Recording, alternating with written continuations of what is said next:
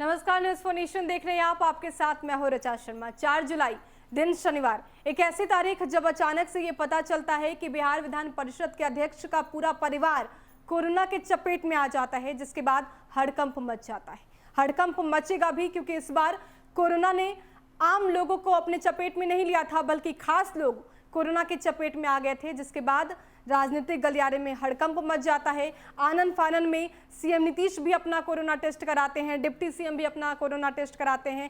कई ऐसे कद्दावर नेता हैं जो डर के मारे कोरोना टेस्ट कराते हैं, और कराएंगे भी क्यों ना, क्योंकि अभी खास लोगों की बातें हो रही थी। एक फोटो भी वायरल होता है जिसमें अध्यक्ष के साथ साथ, सभापति के साथ साथ कुछ कद्दावर नेता खड़े होते हैं और सभी कद्दावर नेता का एक लाइन से कोरोना टेस्ट कराया जाता है। ऐसा लगता है कि अब पूरा का पूरा जो राजनीतिक सिस्टम है वहीं आईसीयू में भर्ती ना हो जाए। लेकिन उसके बाद क्या होता है? सीएम नीतीश का कोरोना टेस्ट जो है वो नेगेटिव आता है। उसके बाद अब डिप्टी सीएम सुशील कुमार मोदी का भी टेस्ट नेगेटिव आता है। बिहार विधानसभा के सभापति का भी जो कोरोना टेस्ट है वो नेगेटिव आता है। यानी कि लोग चैन की सांस लेते हैं। जो पहले डर रहे थे, उन्हें ये डर सता रहा था कि कहीं कोरोना राजनीतिक गलियारों में तो नहीं फैल जाएगा, वो अब चैन की सांस लेने लगते हैं। लेकिन इन सब के बीच से जो एक बात सामने आती है वो ये आती है कि जब कोरोना हाई लेवल पर हाई अधिकारी को, और ऐसे अधिकारी को जो सभापति हैं, उनको हो जाता है, उसके बाद क्या बिहार में चुनाव होने चाहिए? लोग सवाल उठा रहे हैं कि ऐसी कीमत पर जब कोरोना चप्पे चप्पे में पहुंच गया है, आंकड़े बढ़ रहे हैं, ऐसी कीमत पर जान जोखिम में डालकर चुनाव होने चाहिए। ऐसा हम भी इसलिए कह रहे हैं क्योंकि जिस हिसाब से कई दिनों से सर्वदलीय बैठक भी हुई, चुनाव आयोग भी इसको लेकर प्लानिंग कर रहा था और जो भी राजनीतिक दल के नेता थे वो भी बैठे थे, सबने सिर्फ यही बातें कही है कि चुनाव होना चाहिए। क्योंकि किसी ने भी ये स्पष्ट तौर पे नहीं कहा है कि कोरोना का काल है, आंकड़े बढ़ रहे हैं, लोगों में खौफ है, ऐसे में लोगों का जान जो है वो जोखिम में ना डाला जाए, चुनाव नहीं कराया जाए। लेकिन ऐसी कोई बात सामने नहीं आता है। सभी पार्टियां चुप्पी साधी रहती है और इसका एक ही मतलब है कि उनका ये कहना है कि चुनाव होनी चाहिए। यानी कि चुनावी जो रोटी है वो सिकनी चाहिए, चुनाव होनी चाहिए, मुद्दे भुनने चाहिए और कुर्सी बच जानी चाहिए या फिर कुर्सी लपकनी चाहिए। लेकिन भले ही इसके पीछे आम जनमानस को बलिदान देना पड़े, आम जनमानस में खौफ हो जाए, कोरोना के आंकड़े में विस्फोट हो जाए, लेकिन बिहार में चुनाव होने चाहिए, ऐसा सभी राजनीतिक पार्टियों की चुप्पी बताती है। लेकिन अब सवाल उठता है कि क्या ऐसे में, जहां एक तरफ आंकड़े इतने तेजी से बढ़ रहे हैं, लोग घबराए हुए हैं, कार्यकर्ताओं को, नेताओं को बलि चढ़ानी चाहिए? आखिर राजनीतिक पार्टियां ये क्यों नहीं सोच रही हैं कि जो भी कार्यकर्ता, नेता जुटेंगे, लोगों तक अपनी बात रखेंगे, वो आखिर कहीं ना कहीं कोरोना के चपेट में आ जाएंगे? ये आशंका है, ये खतरा है, इसे भी समझने की जरूरत है। इसके साथ जिस तरह से चुनावी रैलियां हो रही हैं, इस वक्त वर्चुअल रैलियां हो रही हैं, 7 जून की तारीख याद है, हमेशा वर्चुअल रैली करते हैं। अब सीएम नीतीश भी 7 जुलाई से उनकी भी रैली होने वाली है। ऐसे में ये स्पष्ट हो रहा है कि जो राजनीतिक पार्टियां हैं वो कोरोना के खतरे को मानती ही नहीं है। उन्हें अभी भी चुनाव का ही फिक्र है। वो अभी भी यही सोच रहे हैं कि कैसे जनता तक पैठ बनानी है, कैसे किस मुद्दे पर चुनाव लड़ना है। आखिर सोचेगा कौन? आखिर सोचेगा कौन? आखिर जनता के विषय का ख्याल कौन करेगा? और चुनाव होंगे तो बलि कौन चढ़ेगा? क्या देश की जनता, क्या बिहार की जनता ही सिर्फ खतरनाक स्थिति में रहे, सिर्फ कोरोना की चपेट में रहे, बाकी राजनीति गलियारे में जो भी कद्दावर नेता हैं उन्हें कोई फर्क नहीं पड़ेगा? अभी पिछले दिनों राज्य की सत्ताधारी दल जदयू ने प्रमुख विपक्षी दल राजद के कुछ विधान पार्षदों को अपनी पार्टी में शामिल करा लिया। उसके बाद राज्य विधान परिषद के सदस्यों को शपथ भी दिलाई गई। उसी शपथ ग्रहण समारोह में मुख्यमंत्री, उप मुख्यमंत्री समेत राज्य के तमाम प्रमुख राजनेता शामिल हुए थे। तस्वीरों से जाहिर हो रहा है कि उक्त समारोह में सोशल डिस्टेंसिंग का कोई ख्याल नहीं रखा गया। इस मामले पर चर्चा भी नहीं होती अगर बिहार विधान परिषद के अध्यक्ष का सपरिवार कोरोना संक्रमित होने की खबर नहीं आती। इस खबर के बावजूद राज्य में जगह जगह पर हो रही इस तरह की राजनीतिक गतिविधियों से सोशल डिस्टेंसिंग तो ताक पर जा ही रहा है, साथ में कार्यकर्ताओं की जान भी जोखिम में डाली जा रही है। जैसे जैसे चुनाव नजदीक आएंगे, इस तरह की गतिविधियां तेज होंगी और कोरोना का खतरा बढ़ता ही जाएगा। हालांकि स्वास्थ्य विभाग की बात की जाए तो बार बार इस आशय के आंकड़े जारी किए जाते हैं कि बिहार में कोरोना संक्रमण की स्थिति काफी नियंत्रण में है। महाराष्ट्र और दिल्ली जैसे राज्यों की तुलना में बिल्कुल नहीं है।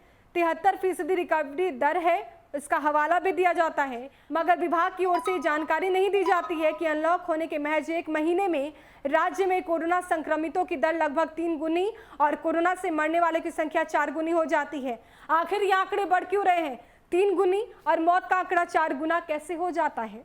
31 मई को राज्य में कोरोना संक्रमितों की संख्या 3692 थी, जो कि 5 जुलाई में बढ़कर 11860 हो गई। 31 मई को राज्य में सिर्फ 23 लोग की कोरोना से मौत हुई। यह संख्या 5 जुलाई को 90 तक पहुंच गई। ये आंकड़े बताते हैं कि अनलॉक की घोषणा होने के साथ राज्य में सोशल डिस्टेंसिंग की किस कदर से धज्जियां उड़ाई गई। राष्ट्रीय औसत 325 के मुकाबले काफी अधिक है। राज्य का स्वास्थ्य विभाग यह जरूर बताता है कि प्रति 10 लाख की आबादी राज्य में कोरोना संक्रमितों की संख्या सिर्फ 78 है, जो राष्ट्रीय औसत 325 के मुकाबले काफी अधिक है। मगर विभाग ये जानकारी नहीं देता कि प्रति 10 लाख लोगों में टेस्ट की दर के मामले राज्य देश भर में सबसे पीछे है, सिर्फ 1684, जबकि इसका राष्ट्रीय औसत 6978 है। मुख्यमंत्री नीतीश कुमार 1 महीने में अधिक वक्त से कह रहे हैं कि राज्य में अब रोज 10,000 टेस्ट होंगे, मगर आज तक स्वास्थ्य विभाग इस लक्ष्य के आसपास भी नहीं पहुंच पाया। 5 जुलाई को जारी आंकड़ों में सिर्फ 6,799 ही टेस्ट की जानकारी दी गई। अब तक राज्य में 2,57,896 टेस्ट ही हो पाए हैं, जबकि राज्य की आबादी 13 करोड़ पहुंच गई है। आंकड़ों की बात छोड़िए, बस बिहार के आंकड़ों पर गौर कीजिए। जो आंकड़े अभी तक, यानी कि जब से कोरोना का संकट बिहार में आया है तब से अभी तक हुए हैं, मात्र अनलॉक में उससे 4 गुना आंकड़ा पहुंच जाता है। जो मौत का आंकड़ा जब से कोरोना शुरुआत हुई तब से अब तक है, मात्र अनलॉक में उससे 4 गुना वो आंकड़े पहुंच जाते हैं। क्या अब तक रिस्क लेने की स्थिति में बिहार है? लेकिन जिस तरह से राजनीतिक पार्टियों की रैली देखी जा रही है, उनकी तैयारियां देखी जा रही है, जोड़ तोड़ का सिलसिला देखा जा रहा है, उससे तो बिल्कुल यही प्रतीत हो रहा है कि राजनीतिक पार्टियां अब रिस्क लेने के मूड में है। लेकिन रिस्क किस पर? रिस्क टेकर किस उम्मीद पर रिस्क ले रहे हैं? वो उम्मीद सिर्फ जनता है। क्या जनता को बहला फुसलाकर रिस्क लिया जा रहा है? चुनाव सिर्फ इसलिए कराए जा रहे हैं ताकि कुर्सी बचाई जाए, भले ही जनता कितनी भी जोखिम में जाए। अब ये सवाल बनता है कि ऐसी स्थिति में जब कोरोना के आंकड़े बढ़ रहे हैं, देश के कोरोना संक्रमित आंकड़ों की बात करना छोड़ दीजिए, बिहार के आंकड़ों की बात करते हैं। बिहार की आबादी इस वक्त 13 करोड़ तक पहुंच गई है, लेकिन अभी तक टेस्ट हुए हैं मात्र 2 लाख। आखिर टेस्ट इतने कम हुए हैं, ऐसे में आप रिस्क कैसे ले रहे हैं? क्योंकि जिस तरह से चुनावी रणनीतियां दिख रही है, राजनीतिक दल जिस तरह से चुनावी रैलियों में जुट गया है, उससे तो ये प्रतीत हो रहा है कि रिस्क लेने के मूड में इस वक्त सभी राजनीतिक पार्टियां हैं, चुनाव लड़ने के मूड में हैं। जोड़ तोड़ का जो गणित है वो भी शुरू हो चुका है, समीकरण भी दिख रहे हैं। लेकिन इससे एक चीज़ स्पष्ट हो रहा है कि रिस्क सिर्फ जनता पर लिया जा रहा है। इसमें जो पिसेंगे वो सिर्फ बिहार की जनता ही पिसेंगे। आखिर क्यों? क्या रिस्क और जोखिम में जनता रहेगी और बाकी कुर्सी बचाने का जो सिलसिला है वो कोरोना काल में भी चलता रहेगा? अब ये सवाल है। सवाल ये भी है कि जिस हिसाब से कहा जा रहा है कि आंकड़े नियंत्रण है, कोरोना बिहार में उतना नहीं पनप रहा है, लेकिन स्वास्थ्य विभाग की तरफ से तो ये हवाला दिया जा रहा है। लेकिन आप आंकड़ों पर गौर कीजिए, जब से कोरोना आया है, मार्च से जब शुरुआत हुई इसकी, अब तक अगर आंकड़ों पर गौर किया जाए तो जो लॉकडाउन में जितने आंकड़े नहीं बढ़े थे, अब अनलॉक में 4 गुना आंकड़े बढ़ गए हैं बिहार के। यानी कि जो मरीजों की संख्या है 4 गुना बढ़ोतरी हुई है सिर्फ 1 महीने में। और एक ही महीने में जो मौत का आंकड़ा है वो 3 गुना बढ़ गया है। अब सवाल बनता है कि जब आंकड़े बढ़ रहे हैं और ये कहा जा रहा है स्वास्थ्य विभाग की तरफ से कि नियंत्रण में है, क्या दिखाने की कोशिश की जा रही है? चुनाव लड़ने के लिए ये बताने की कोशिश की जा रही है कि इस वक्त बिहार में कोरोना का जो ग्राफ है वो नहीं बढ़ रहा है, खतरा नहीं है। आखिर इसमें पिसेगा कौन? बिहार की जनता पिसेगी। अब जनता से जानने की कोशिश करते हैं, हम आपसे जानना चाहते हैं कि आपको क्या लगता है, बिहार में अभी चुनाव होने चाहिए? जो स्थिति बन रही है, ऐसी स्थिति में क्या चुनाव होने चाहिए? राजनीतिक दल जो दावा पेश कर रही है उसे आप कैसे देखते हैं, हमें कमेंट बॉक्स में बताइए ज़रूर। देश और दुनिया के तमाम अपडेट्स के लिए हमारे साथ बने रहिए और देखते रहिए न्यूज़ फॉर नेशन। नमस्कार।